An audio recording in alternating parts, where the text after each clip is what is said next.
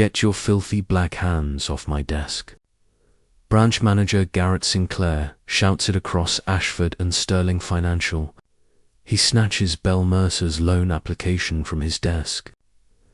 Perfect credit score, verified income, $385,000, request, and holds it up to tear it apart. Then his eyes catch the name at the top. Belle Mercer. His hand freezes. The paper trembles in his grip. His face drains of all colors. No, the word barely comes out. Not Mercer. Not again. He hurls the application at her face. Papers explode across the floor. His coffee mug crashes down next. Brown liquid spreads across marble. Belle sits perfectly still. Professional blazer. Briefcase at her feet. She doesn't even blink. Garrett lunges for his phone, hands shaking. FBI, get here now. Her name is Mercer. She's one of them. Belle glances at her watch. 2:53 p.m., 10 years of waiting ends today. Officer Thaddeus Archer arrives fast. Too fast. Security uniform crisp. Hand on holster. He scans the wreckage. Torn papers. Coffee bleeding across marble. A black woman sitting like stone. Back office now. No room for argument. Belle rises. No fight. No resistance. Heels click steady toward the hallway, but she leaves her briefcase behind, right there on the chair. Zipper cracked open just enough. Garrett watches her disappear, then spins away. Phone pressed tight. It's happening. His voice drops to razor wire. A Mercer just walked in. Exactly like you warned. The voice responds. Too quiet to hear, but whatever it says makes Garrett's face go gray. I know the protocol. I'm on it. He hangs up, wipes his face. Handshaking is bad. Across the lobby, veteran teller Vanessa freezes at her station. 20 years in this place. 20 years keeping her head down. Right now, her whole body is betraying her. She stares at the hallway, then down at the scattered papers near her feet. One form, face up.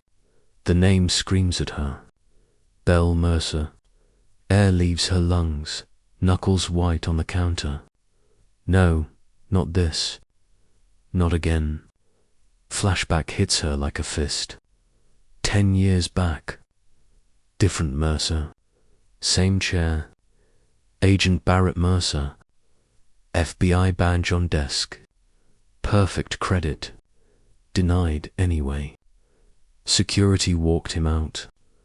Preston watched from his window like a vulture. 2 weeks later, dead. They called it suicide. She remembers the morning after. Preston in this lobby, phone to ear. Words burned in her brain. Problems handled. He won't be investigating us anymore. Handled like Barrett was garbage to dispose of. Her stomach turns ice cold. The briefcase pulls at her. 3 steps away. Answers waiting inside. She reaches, fingers trembling. Heart hammering so loud she hears nothing else. Then stops. Fear wins. She backs away fast. Some truths kill anyone who touches them. Back office. Belle sits at the metal table, hands folded, posture perfect. Officer Archer stands by the door. Hasn't locked it. Something stinks about this whole thing. Footsteps pound the hallway. Garrett appears, face red and slick. Preston's coming. He'll handle this. Through the door, Belle hears every word. Her face doesn't move, but her phone vibrates once. She doesn't check it. She already knows. The briefcase sits alone in the lobby, zipper open, waiting like a loaded gun. Inside, a file folder.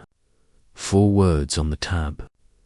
Case number 6821. Reopened. 10 years, 4 months, 16 days. Clocks ticking.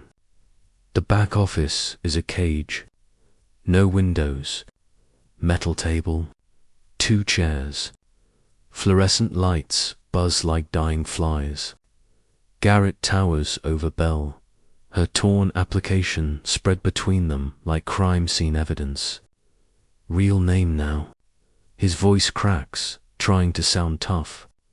It's on the form. Don't. He slams his palm down. Your employment income address? Nothing adds up. Belle's voice stays level. Credit score 8,115. Income verified, federal employment. Current address documented. What doesn't add up? Garrett's finger stabs the paper. Your profile doesn't match our typical qualified applicant. What profile is that? The question lands like a trap. Garrett's mouth opens, closes. He shuffles papers to hide his panic. Irregularities, he mutters. Name 1. Silence. 815 credit score.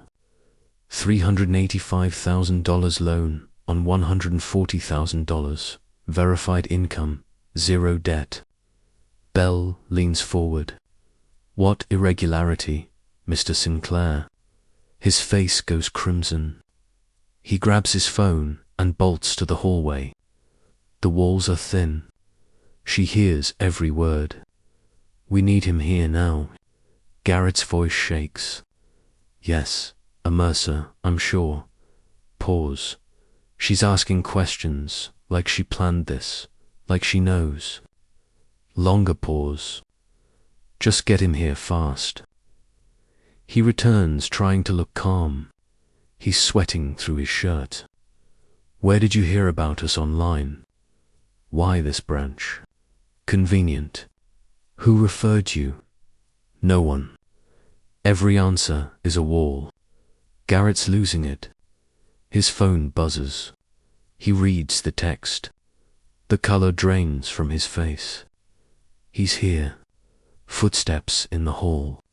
Not rushed, controlled, powerful. The door opens.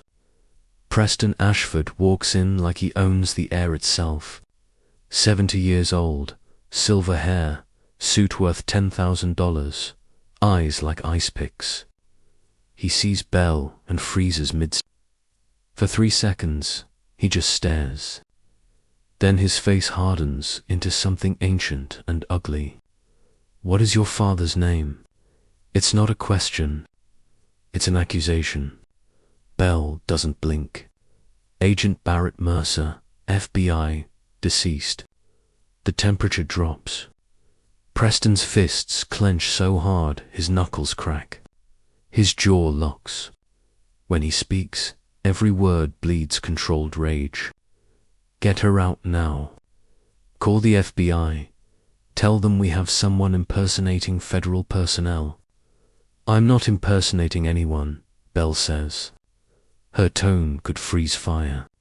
I'm applying for a loan just like my father did 10 years ago here at this bank. You remember? Preston's left eye twitches. Just once. I don't know what. Agent Barrett Mercer. Her voice cuts clean through his denial. Applied for a $200,000 home loan. Perfect credit. Stable federal employment. You denied him personally.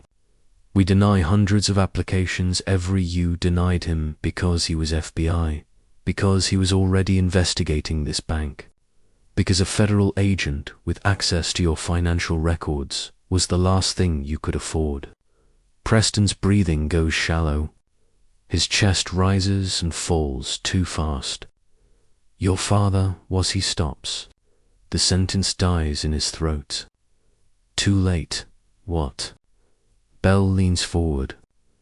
Every word is precise. Finish that sentence, Mr. Ashford, please. His face contorts into something between rage and panic. He spins to Garrett, voice rising. Call them now. I want FBI agents here arresting this woman for fraud, false accusations, and harassment. Garrett nods frantically and pulls out his phone. His hand shakes so badly he almost drops it. He starts dialing. Belle checks her watch. 3:04 p.m., her lips curve just slightly. They're already coming. Preston's head whips around. What did you say? The FBI, they're already en route. Have been since you made your first call. She holds his stare without mercy. You have 38 left. Preston stares at her like she's speaking in tongues. Then something breaks inside him. Pure fury takes over. You walk into my bank and threaten me. He takes 3 steps closer, invading her space, trying to intimidate with proximity. Folks like you always gaming the system. Affirmative action is trying to take what you could never earn. Officer Archer shifts by the door. His discomfort is visible now. Bale's voice turns to ice. Say that again, slower, for the record. His face turns deep purple. Veins bulge in his neck. You heard me. People like you don't belong in institutions like... He catches himself. Stop mid-sentence, but the silence screams what he won't say. Thank you, thank. Belle's voice is quiet now. Deadly quiet. Preston blinks, confused. For what? For saying it out loud. Her eyes lift slowly to the corner of the room while the cameras are recording. Preston's gaze follows hers like a puppet on strings. Top corner, small device, red light, blinking steadily, recording everything. Every drop of blood drains from his face in seconds. That camera's been off for maintenance for 3 weeks. Belle finishes his sentence. It was until someone turned it back on 20 years ago. Administrative override. She pauses. Let it sink in. Or FBI remote access. Take your pick. Preston's back slams against the wall. His breathing becomes ragged.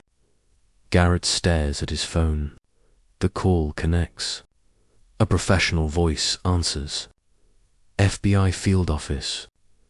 Garrett's mouth opens, but nothing comes out. We show units already dispatched to your location. The voice continues, crisp and efficient. ETA 14, do you have additional information to report? Garrett's phone slips from his fingers and clatters onto the metal table.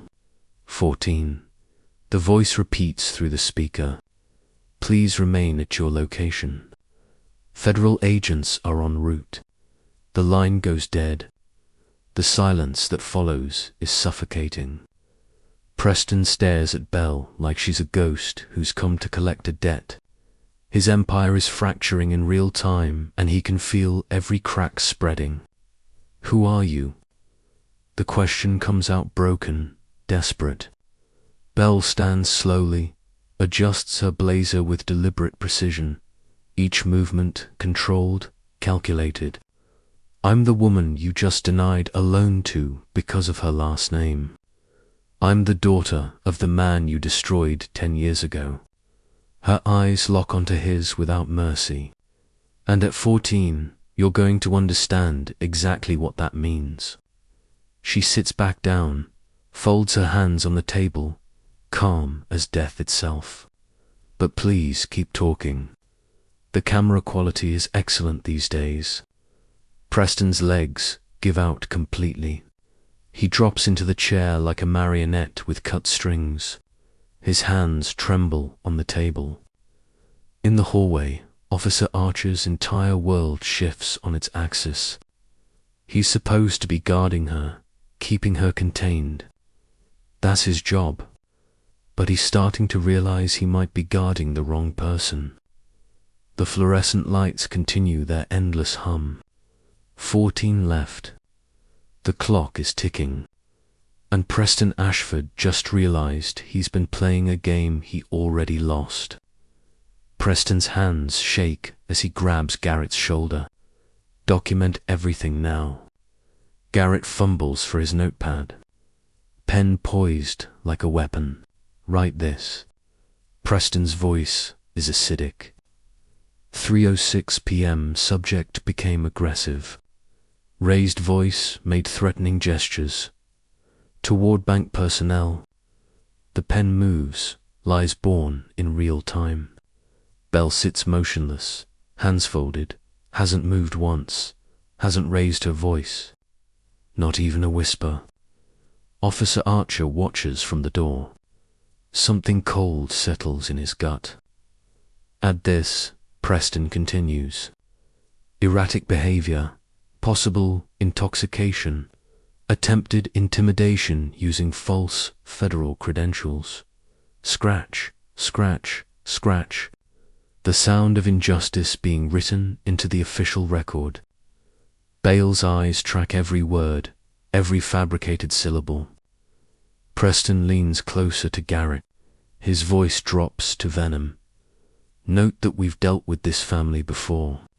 The Mercers, known troublemakers. Pattern of false accusations and harassment make it clear. Garrett writes faster. His hand cramps. He doesn't stop. This is how they bury people. This is how power destroys the powerless. One false report at a time. Preston grabs his phone. Dials like his life depend on it. FBI, Preston Ashford, CEO, Ashford and Sterling Financial. We have a situation. A woman here impersonating federal personnel. Fraud. I need this handled immediately. Pause. Yes. Belle Mercer. Me-R-C-E-R. He spits the name like poison, like that agent years ago. Barrett Mercer. She's his daughter. Another criminal from that family. His face changes, color draining like water from a broken dam. What do you mean, already dispatched? His voice cracks. I'm calling to report. You're telling me units are already en route. Whatever the voice says makes his knees buckle. We'll keep her here. He hangs up, stares at the phone like it grew teeth. They were already coming, he whispers, before I called. How did they? Maybe she really is FBI. Garrett breathes. Shut up. Preston's panic turns to rage. She's playing us. They're coming to arrest her. Not us. Her. Belle checks her watch. 3:11 p.m. Her smile is paper thin, knife sharp. In the lobby, Vanessa can't breathe. That briefcase still sitting there, open, waiting. Her mind drags her back. 10 years, different Mercer, same nightmare. Agent Barrett Mercer, perfect credit. Stable job. FBI credentials on the desk. Denied anyway. Escorted out by security while Preston watched. 2 weeks later, dead, gun in hand. Suicide, they said. Case closed before the body was cold. She remembers the morning after. Preston in this lobby. Phone pressed to his ear. Words she never unheard. The problem is handled.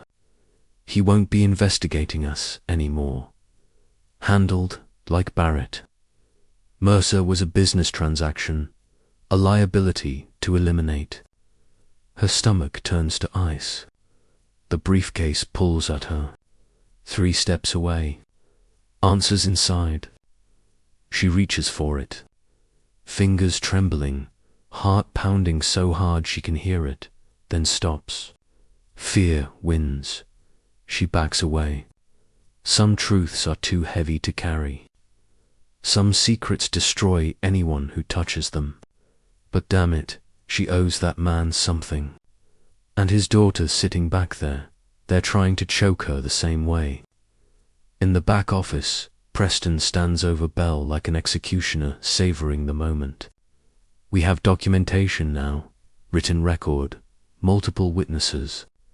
When the FBI arrives, they'll see what you really are. A fraud, a liar. His smile is ugly, triumphant, just like your father. Bale's head tilts. My father was a liar. He made accusations without proof, harassed legitimate businesses, tried to destroy good people's reputations. Preston's confidence grows with each word. And when reality caught up to him, he stops, but not fast enough. When reality caught up, Bale's voice is a scalpel. What reality, Mr. Ashford? Be specific. Silence. You mean when he died? She leans forward. 2 weeks after you denied him.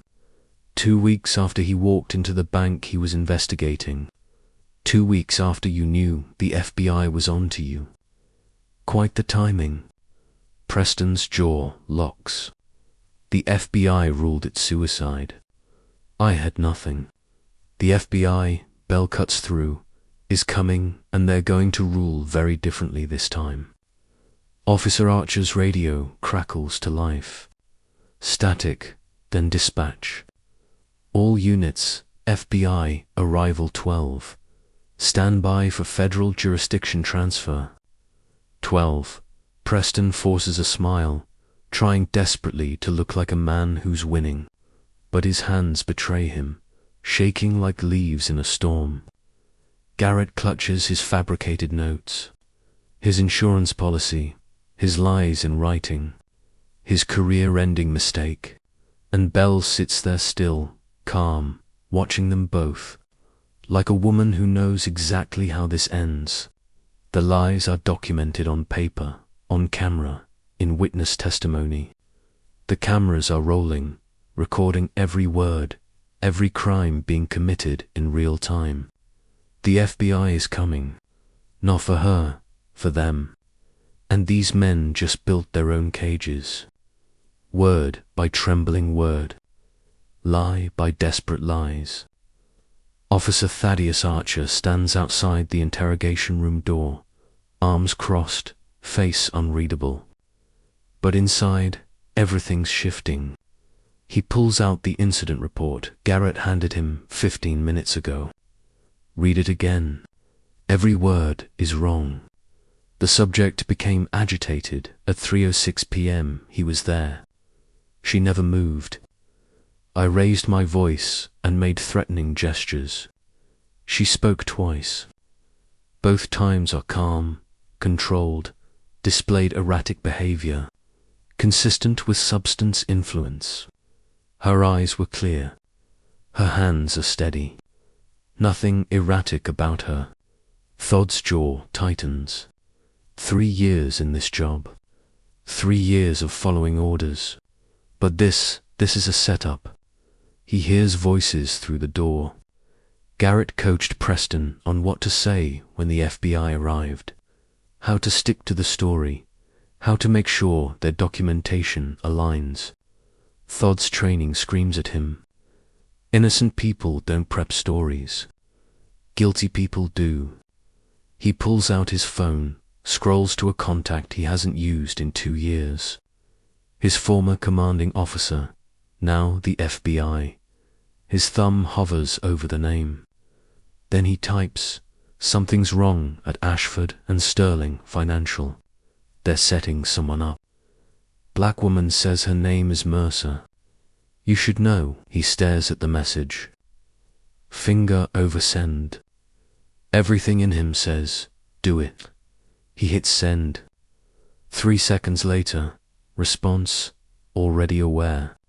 Team en route. Stand by. Protect the subject if necessary.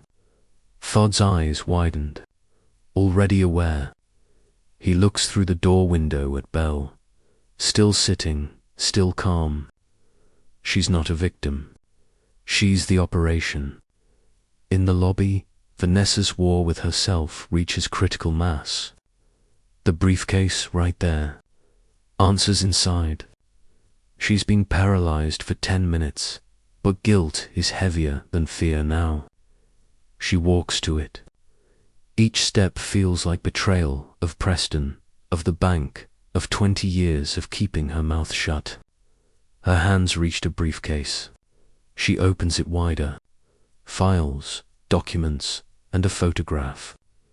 She lifts it with trembling fingers. Agent Barrett Mercer in full FBI uniform, arm around a younger woman, mid-20s, fresh academy graduate.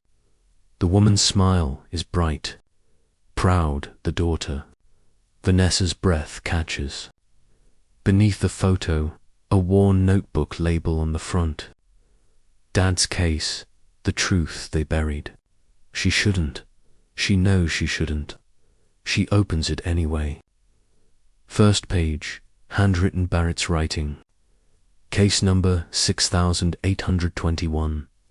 Discriminatory lending pattern. Ashford and Sterling Financial. Evidence of systematic denial to 29 families. All minorities. All qualified. All rejected. Shell Company Heritage Investment Group purchases foreclosed properties. Ownership, Preston Ashford, 60%. Garrett Sinclair, Sr., 40%. This isn't banking. This is theft with paperwork. Vanessa's vision blurs. She flips pages, dates, transaction records, names. She sees her own name, her own signature on denial forms she processed years ago. Morrison family, 2019. Qualified, denied. Johnson family, 2020. Qualified, denied. Williams family, 2021. Qualified, denied. 29 families. She helped destroy some of them. Her hands shake so violently the notebook almost falls. She closes the briefcase, but the damage is done. She knows now. She walks toward Preston's office. Each step is concrete, heavy, final. She knocks. Not now, Vanessa. Preston's voice is sharp through the door. She opens it anyway. It's about the Mercer file. The original one from 10 years ago. Preston's face drains. He bolts from behind his desk and drags her into the hallway. What did you say? The Mercer file. Her voice is stronger now, fueled by a decade of guilt.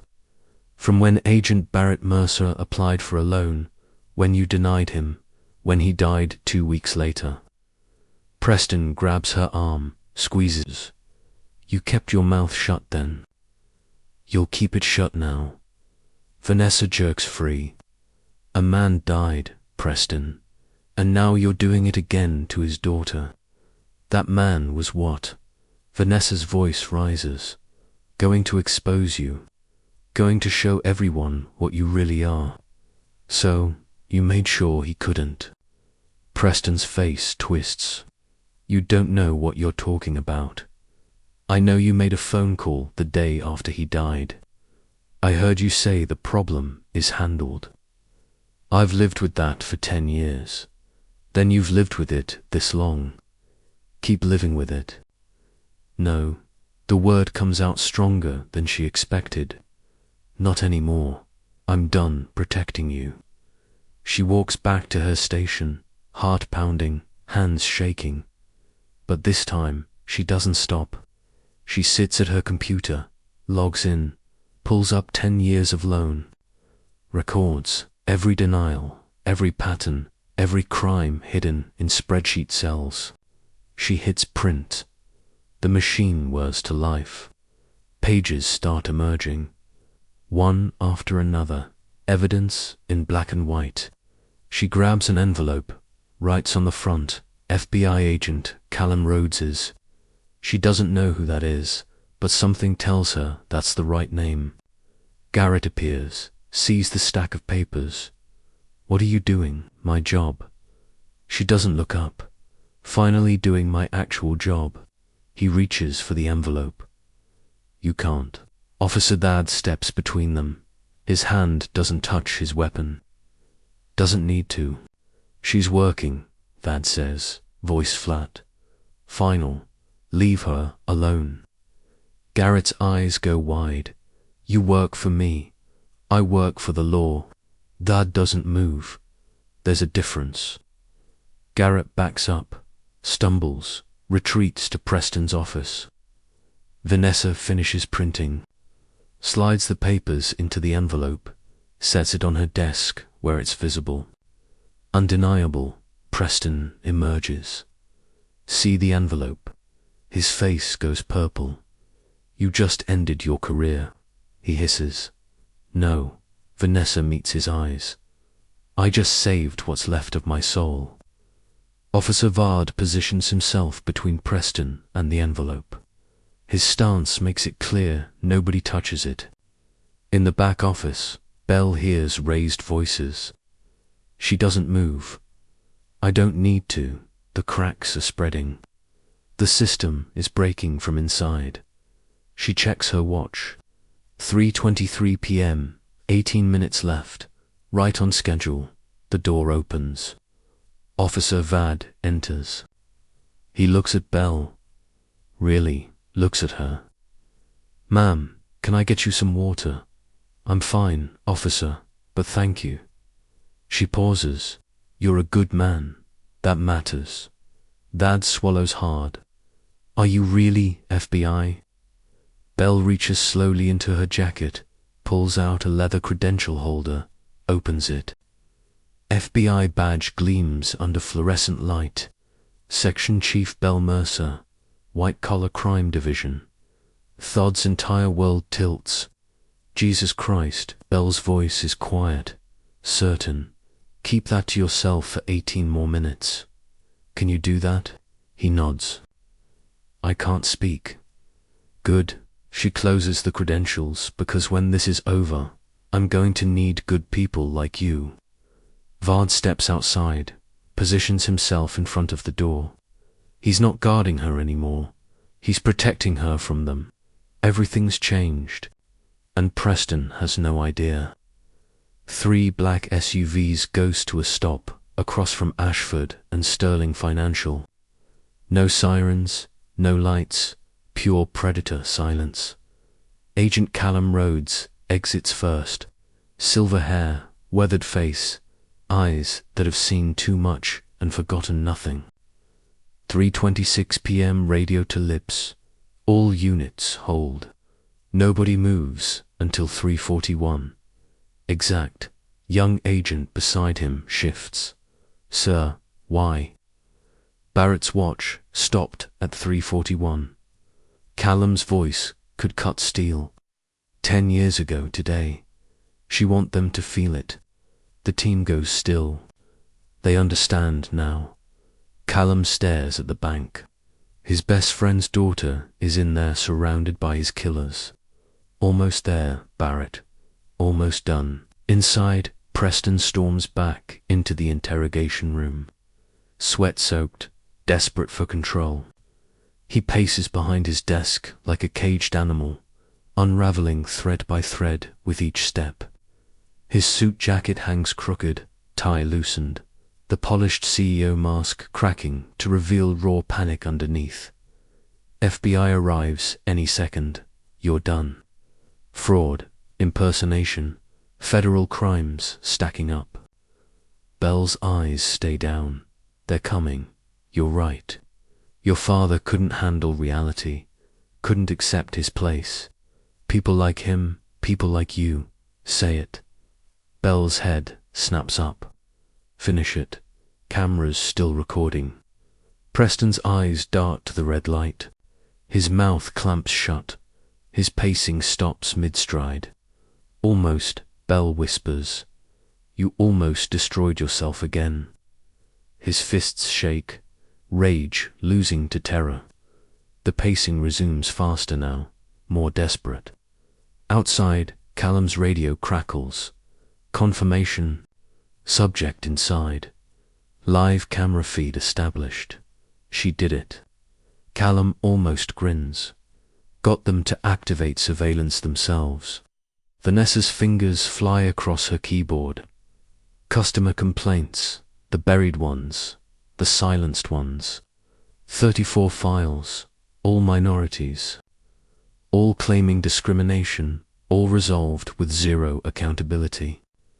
Export flash drive into the envelope. Her phone buzzes. Unknown number. Your courage matters. CR, she doesn't know who CR is, but her hands stop shaking. Garrett appears, looming. You're destroying yourself. I destroyed myself 10 years ago. She doesn't look up. Today I rebuild. Back room, Belle checks her watch. 3:28 p.m. 13. Officer Dad outside the door, but his stance has changed. He's not trapping her in, is keeping them out. Preston circles like a dying animal.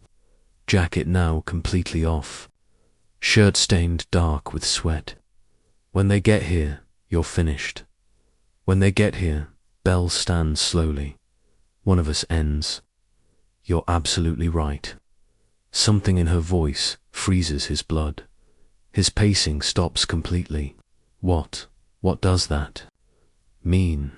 She walks to the door window, sees Dad standing guard, Vanessa at her station. The envelope thick with evidence, every piece in place. 13, she turns back. You've spent 13 confessing on camera, and you still don't see it.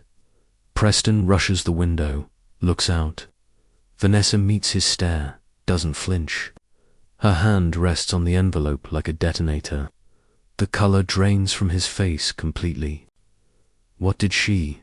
His voice cracks. What did that do?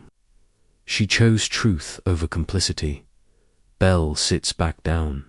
Something you've never understood. Preston's empire isn't crumbling. It's already rubble. He's just realizing it now. He stands there frozen, a man watching his world collapse in real time. Outside, Callum checks his watch. 3:30 p.m., radio up. Final positions. We move at 3:41. Precise responses. Crackle back. Confirmed. Ready. Waiting. SUVs idle. Engines purring. Coiled springs inside. Seconds tick like hammer blows. Vanessa adds the flash drive to the envelope. A decade of crimes in one package. Thod stands sentinel. Allegiance changed. Soul intact. Belle sits patient. A daughter honoring her father's final hour. And Preston finally understands. He's not waiting for rescue. He's waiting for judgment. 11 left. The watch ticks toward 3:41. Justice has a schedule and it's never late. Segment 6. Investigation shift. Interrogation room. 750 words. Preston's panic morphs into something uglier. Calculation. Desperation. Wearing a mask of control. Garrett. His voice cuts sharp. Get Brock here now. Garrett blinks. Brock southerned the land. He's been retired for I don't care if he's on his deathbed. Get him here in 8 minutes. Preston's eyes are wild. He's the only one who can verify what really happened with Barrett Mercer. Garrett nods, fumbles his phone, dials. Meanwhile, Preston tries the IT office door locked. He pounds on it. Override the camera system now. Silence. He pounds harder. I'm the CEO. Open this door. The door cracks open. Young Etty Tech. Face pale. Sir, I can't override. The system shows administrative lock. From where? FBI remote access. The kid's voice barely holds.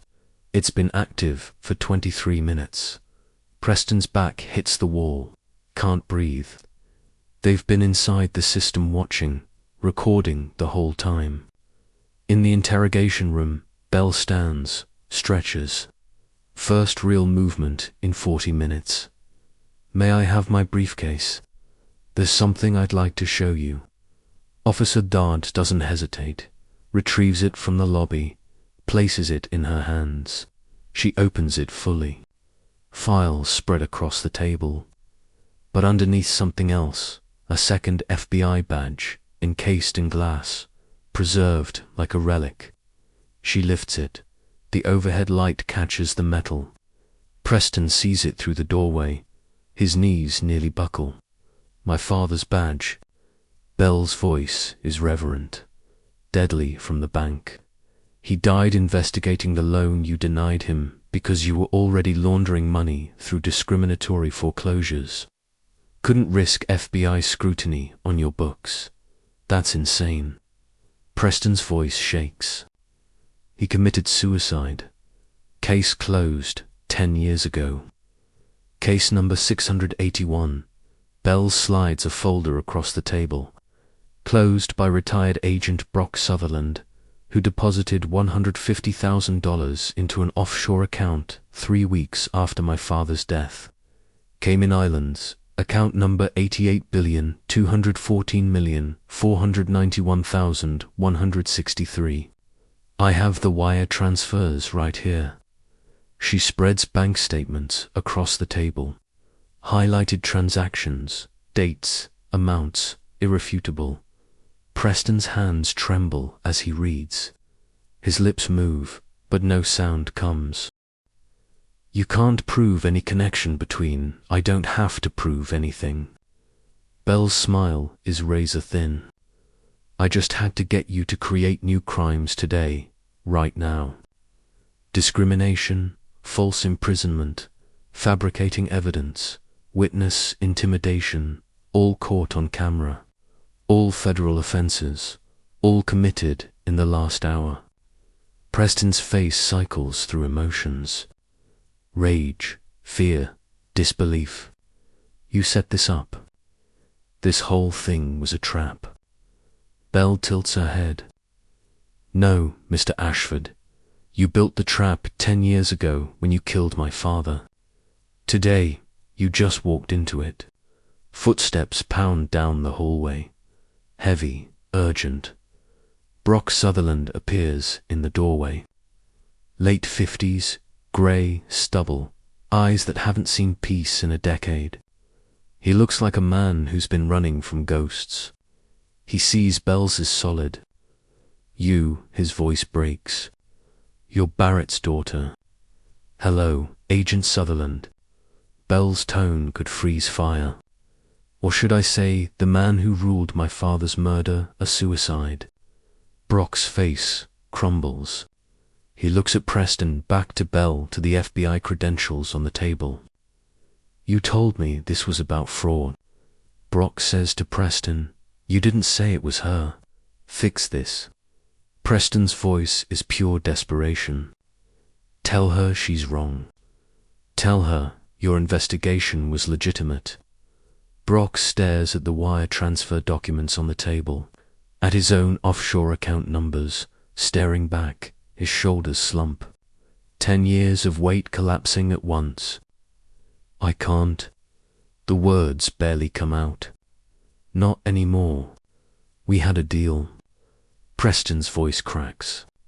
The deal was silent. Brock's eyes meet Bell's. Guilt etched in every line. Not perjury in front of a section chief. Preston's world stops spinning. Section chief. Bell taps her credentials. FBI White Collar Crime Division. I've been section chief for 3 years, and you just committed multiple federal felonies in front of me. Brock backs toward the door, shaking his head. I'm sorry, God. I'm so sorry. But I can't lie for you anymore. Not to her. Brock, her father, was my friend. The words explode out of him. And I let you kill him. I've lived in hell for 10 years. I won't add to it. Preston lunges for him. Officer Vard intercepts, holds Preston back. Bell checks her watch. 3:38 p.m., 3 minutes. Gentlemen. Her voice fills the room. I suggest you decide who speaks first when the real FBI arrives, because they're not coming for me. She lets that sink in. They're coming for you. Preston collapses against the wall, breathing like a drowning man. Brock stands in the doorway, broken, waiting for judgment, and Belle sits calm, patient, like a woman who's already won. 3 minutes until 3:41. 3 minutes until justice. The watch her father wore. The time it stopped. Everything comes full circle.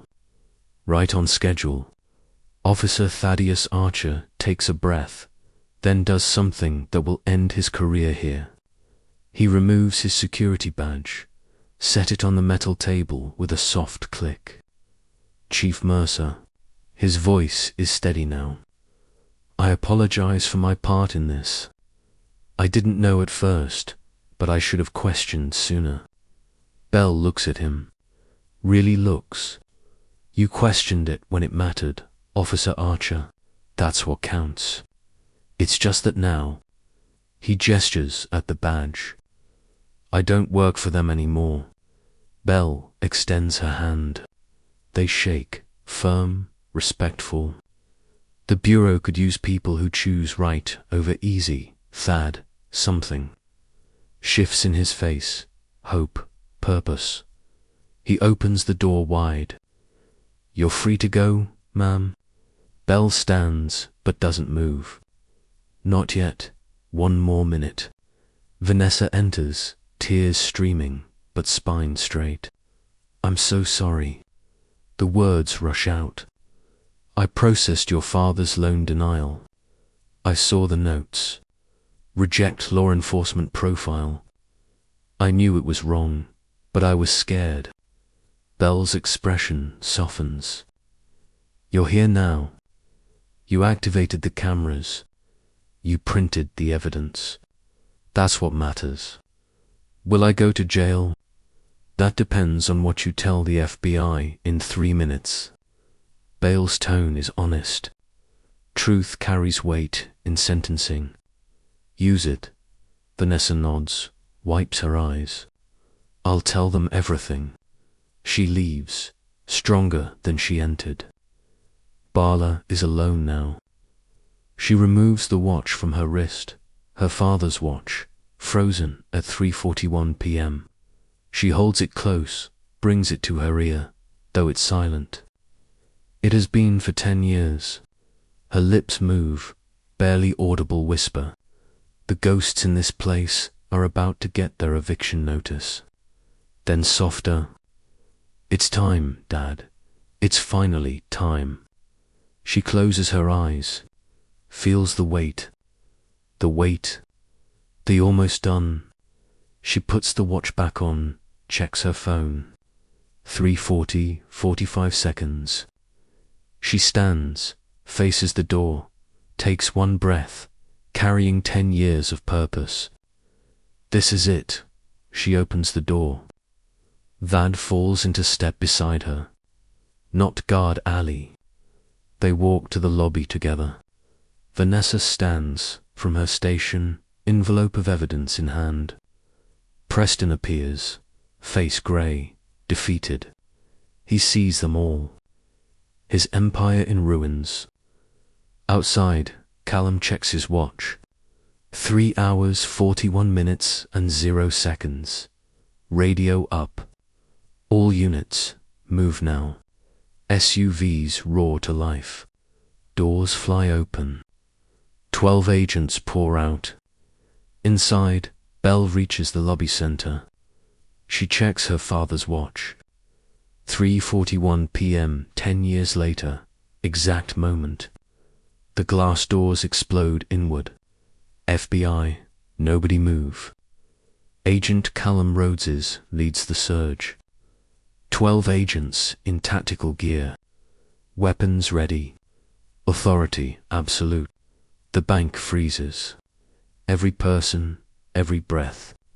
Preston steps forward, relief flooding his face. Finally, his rescue has arrived. Agent, thank God you're here. This woman has been. Callum walks past him. Doesn't even glance at his direction. He walks straight to Belle, stops, snaps to attention, salutes. Chief Mercer, good to see you, ma'am. Every agent in the room follows. 12 salutes. Perfect unison. Preston's face drains of all colors. His mouth opens. No sound comes out. Belle returns the salute. Her hand trembles just slightly. Thank you, Callum. I appreciate the timing. We waited for 3:41. Callum's voice thick with emotion. We knew you'd want that. Belle taps her father's watch, the one frozen at this exact time. Callum's eyes misted over. 10 years, Bree, we finally got them. We did. Her voice almost breaks. He would have appreciated this. Preston finds his voice. It comes out strangled, desperate. What is this? Belle turns to him. The transformation is complete. No longer the woman being interrogated. Now she's the prosecutor. This is case number 6821, reopened today. You didn't just discriminate against a lone applicant, Mr. Ashford. Her voice cuts like a blade. You discriminated against an FBI section chief conducting an authorized investigation. You falsely imprisoned a federal agent. You fabricated evidence against a federal officer. You attempted witness intimidation. She steps closer. You're done. Preston backs against the wall. This is entrapment. This is justice. Belle cuts him off. This is what justice looks like when it finally arrives. She opens her briefcase fully, removes 3 folders, place them on the counter like cards in a winning hand. Agent Rhodes, please present the forensic analysis. Callum steps forward, pulls out a thick report. Official FBI seal on every page. Ballistics re-examination completed last month. The weapon that killed Agent Barrett Mercer contained 2 distinct sets of fingerprints. He displays the evidence photos. Clear, undeniable. Barrett Mercer's prints on the grip, a second set on the trigger. He looks directly at Brock Sutherland. Matched to former agent Brock Sutherland. Brock collapses into a chair, head in his hands. 10 years of running finally over. Brock, you were sloppy. Belle's voice is surgical. You wiped the gun, but not the trigger guard. 10 years ago, we didn't have the technology to lift that partial print. Now we do. An agent steps forward. Read from a card. Brock Sutherland, you're under arrest for the murder of FBI Special Agent Barrett Mercer. The Miranda rights echo through the bank. Each word is a nail in a coffin. Brock doesn't resist, doesn't speak, just sit there, broken. Then his voice cracks, barely audible. Preston paid me. Said Barrett was going to ruin everything. Just scare him, he said. Make him back off. His whole body shakes. But Barrett fought back. And I pulled the trigger. Then Preston paid me $150,000 to close the case. Suicide, clean, easy, full confession. On the record, FBI recording every word. Belle doesn't show emotion, but inside her father's voice finally has an answer. She opens the second folder. Agent Donahue, please present the financial crimes analysis. Special Agent Sloan Donahue steps forward. Tablet in hand, she projects data onto the wall. Charts, graphs, transaction records. Preston Ashford, your bank has denied loans to 29 families over the past decade. The numbers glow on the wall. Every single applicant, people of color. Every single applicant fully qualified. Credit scores, averaging 780. Stable employment. Sufficient income. She clicks to the next screen. Every single application denied. Preston's breathing gets shallow fast. Do you know what happened to those properties, Mr. Ashford? Belle's voice is ice. Preston stays silent. They went into foreclosure, and a shell companies called Heritage Investment Group bought them at auction. Pennies on the dollar, then resold them for triple the price. She pauses. Want to guess who owns Heritage Investment Group? Donahue displays the ownership documents. Clear as day. Preston Ashford, 60% ownership. Garrett Sinclair's father, 40%. Incorporated 3 months before the first discriminatory denial. The math is simple. The crime is undeniable. You weren't just discriminating. Bale's words land like hammers.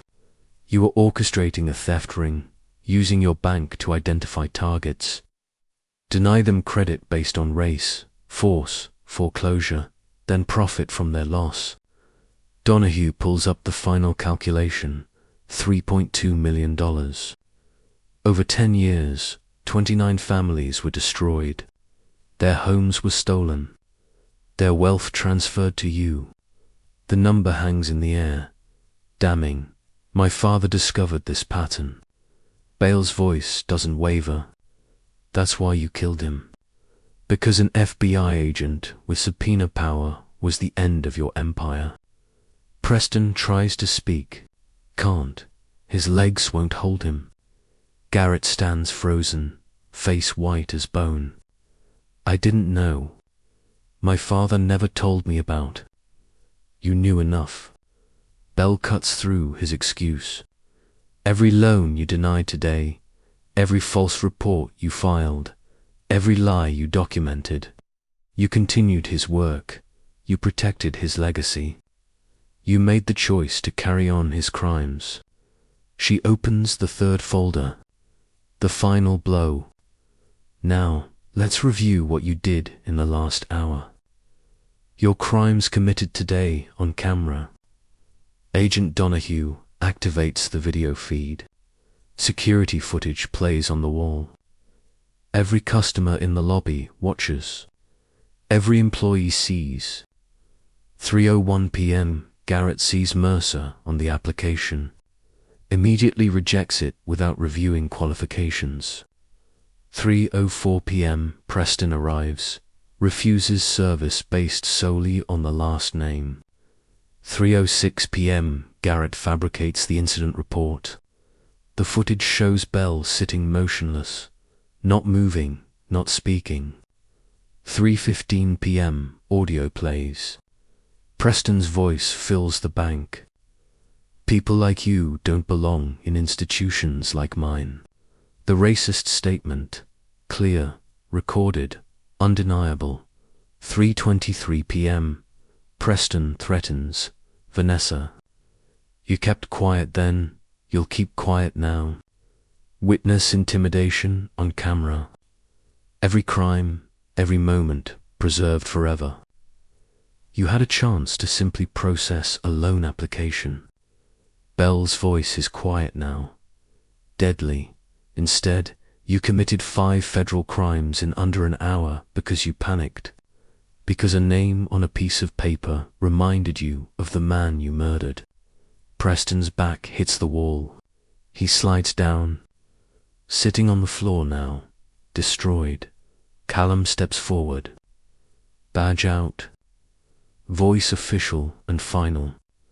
Preston Ashford, you're under arrest for conspiracy to commit murder, racketeering, civil rights violations, discrimination under federal lending laws, false imprisonment of a federal officer, and witness tampering.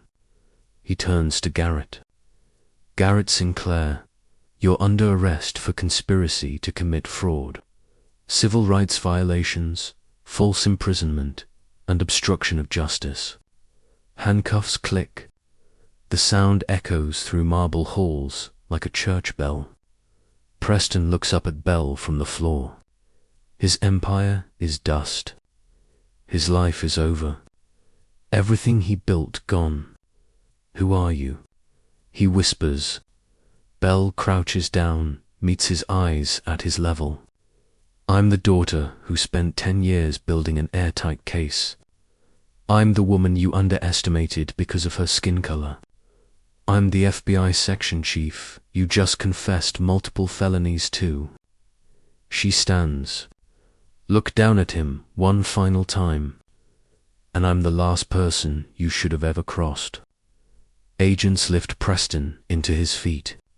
March him toward the door. His expensive shoes drag across the floor. Outside the media swarms. Camera flashes explode like lightning. Reporters shouting questions. Preston tries to hide his face. Cameras catch everything. News. Chiron already running. Bank CEO arrested. FBI agent's murder solved after 10 years.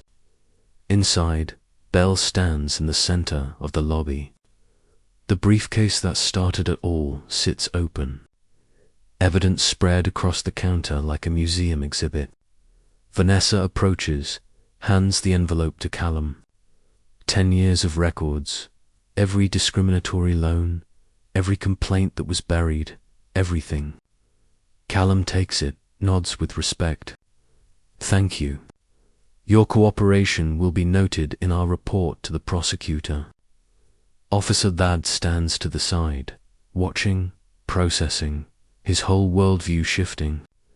Callum approaches him. Officer Archer, just that, sir. Chief Mercer said you chose integrity over employment. Callum hands him a card.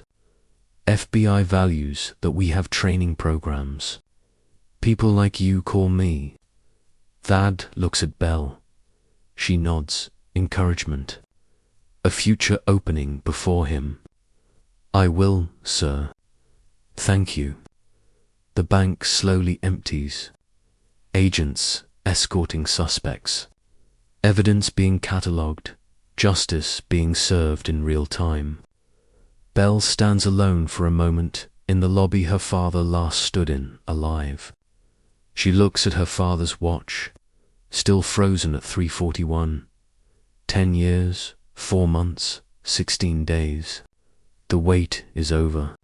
The case is closed.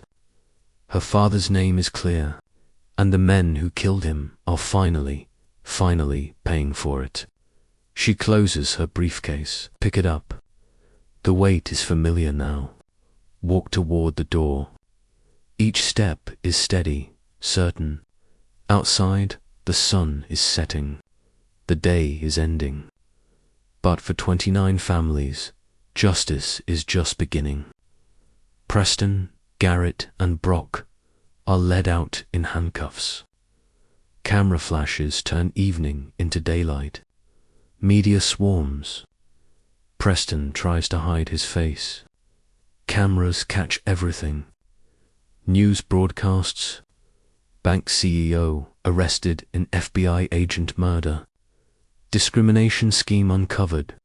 Headlines write themselves. Justice served trends inside. Employees stand shocked. Felicity Pembroke approaches Belle. I'm sorry. I didn't know. Belle softens. Now you know. Remember this when procedures feel wrong. Felicity nods. Changed. Agent Donahue sits with Vanessa, taking statements. I'll testify to everything. Vanessa's voice is steady. Every loan I processed was wrong. Every time I stayed silent, Belle joins them. You gave us crucial evidence. 29 families will get justice because of you. Does it count enough? The prosecutor will hear you cooperated fully, carried remorse for 10 years. Belle pauses. I can't promise outcomes, but you did right today. Vanessa's tears fall differently. Relief, maybe redemption. Your father, when we denied him, he smiled, said, thank you. I never forgot that. Bale's composure cracks. That was him. He believed people were good even when systems failed. She stands. He'd want you to have a second chance. Use it wisely. Callum approaches that. You showed real courage standing against your employer when it costs everything. It was wrong. I couldn't be part of it. That instinct is what we need. Callum hands him a card. The FBI has programs for veterans. I'm a dropout. So was I. Callum's smile is knowing. Then Barrett Mercer told me, it's not where you start, it's what you stand for. Thad's eyes widened. Barrett said that to a security guard who became an FBI agent because one man saw potential. Callum grips his shoulder. We could use you. Thad nods. I can't speak, but the decision is forming. Donahue shows Bell a tablet. 29 families listed. With assets frozen, we recover everything. Full restitution. Bell scrolls. Stops on Morrison family, 2019. What happened? Lost their home despite 790 credits. Shelter for 8 months. My daughter dropped out of college. Bell's jaw tightens. Find them first in line. Set meetings with all 29. I want to tell them personally. That's a lot of pain to witness, Callum says. My father would have looked each one in the eye. She meets his gaze. I owe them that. Donahue makes notes. The bank shuts down. Employees lose jobs. Innocent ones get references. Bale's tone is final, but corrupt institutions must fall. Only trust rebuilds. Barrett said exactly that. Callum murmurs. Bell pulls out her father's notebook, opens to the last entry. Case number 6821. Final entry. If I can't finish this, someone will. Justice doesn't belong to one person. It's a relay race. You just have to make sure the baton gets passed. Her voice breaks. He knew he was in danger. Documented everything anyway. Left me the baton. Callum grips her shoulder. He passed it to the right person. Outside, the last patrol car pulls away. Inside, the bank feels lighter, like a wound being cleaned. Belle stands where her father stood 10 years ago. Denied, humiliated, marked for death. She looks at the chair where they tried to break her. They thought they were untouchable, though a black woman with that last name was just another victim to bury. Catastrophically wrong. Vanessa approaches. What happens to the bank? Building gets seized. Ashford name erased. Bell's answer is measured, but the people who were hurt, they rebuilt. That's the difference. Institutions can be destroyed. People endure. People heal. People rise. She picks up her briefcase. Her father's badge is visible inside. Systems that abuse power think they're invincible, but they're only as strong as people who refuse to question them. She looks at Vanessa, Vard, Felicity. The moment someone says no more, that's when change begins. It took 10 years, Vanessa whispers. Justice isn't fast. Belle heads for the door, but it's patient and it never forgets. She steps outside. The evening air is cool and clean. Behind her, a bank that destroyed lives. Ahead, 29 families about to get theirs back. Her phone buzzes. Text from Donahue. Morrison family located. They want to meet you. They said to say thank you. Belle stares at the message. A family she's never met, thanking her for a father's work they never knew about. She types back, tell them I'll be there tomorrow. And tell them my father would be proud they never gave up. She looks at the bank one final time where her father was marked for death, where she was humiliated, where justice finally arrived. 10 years, 4 months, 16 days. Some say justice delayed is justice denied. Belle knows different. Justice delayed is justice sharpened, refined, unbreakable. Her father started the race. She finished it. And 29 families who thought the system forgot them, will wake up tomorrow knowing someone fought for them. Someone won. The baton has been passed. The race is complete. Barrett Mercer's legacy isn't his death. It's his daughter's triumph. She walks to her car, briefcase in hand, her father's watch on her wrist, still frozen at 3:41, but somehow it feels like time just started moving again. She slides behind the wheel. Start the engine. 29 families waiting. 29 conversations that won't be easy. 29 stories of pain that became her father's mission and now hers. She pulls onto the street, headlights cutting through dusk. Full throttle,